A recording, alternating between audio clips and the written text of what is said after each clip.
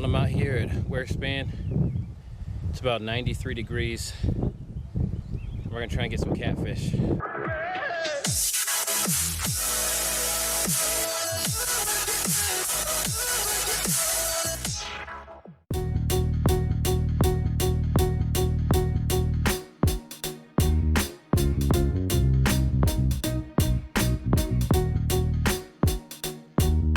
Oh, we got a dead fish over here.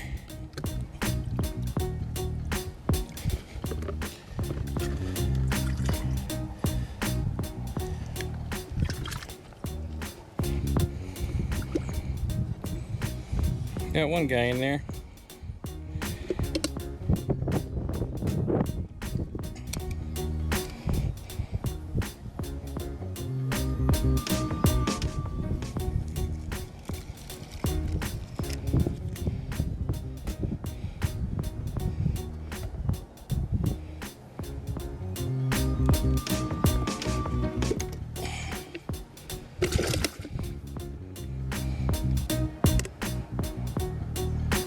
Should have enough to get started catfishing.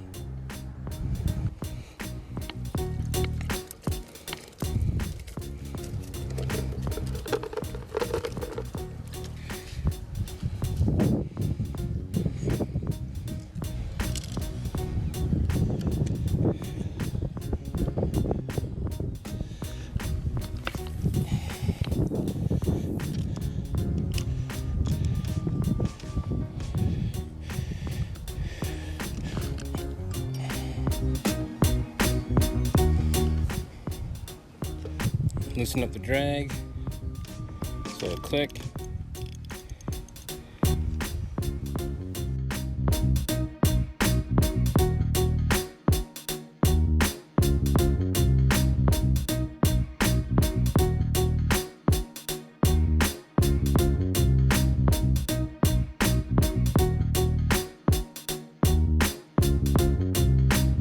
I can see a lot of activity on the surface. Bass going for shad and that type of thing, but catfish are not showing their faces yet. So I'll give it a little bit longer, see if we get any kind of activity.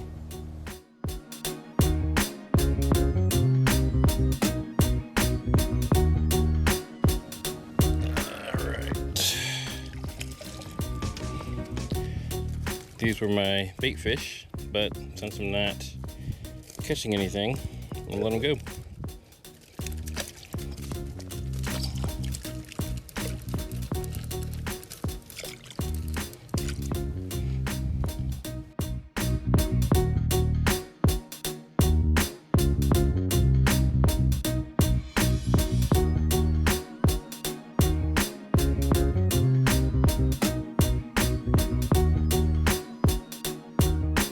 And I'm back to the poles and still nothing. Like a lot of fishermen, I'm gonna wait as long as I can. Wait till last second. My best catch on a channel catfish, I just kept waiting and waiting and pushing it and waiting. And finally it hit. It's 23 pounds. So we'll see what happens. So as you can see, the sun is almost down. It's getting much darker out. I've switched tactics a little bit. Obviously I still have the same 2 catfish poles, but I've switched from 2 full panfish on circle hooks to cut bait on circle hooks with a float using a Santee Rig. And I'll show the Santee Rig a little bit later. So as promised, what we're looking at here is the Santee Cooper Rig, also referred to as the Santee Rig. Oftentimes it is used for drift fishing for catfish, and also many people use it for crappie and similar. But the way that I set it up is I go from 30-pound braid to a sliding clip with a weight, usually anywhere from 2 to 5 ounces depending on the current,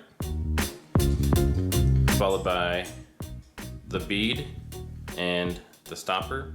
The stopper helps prevent this knot from getting broken.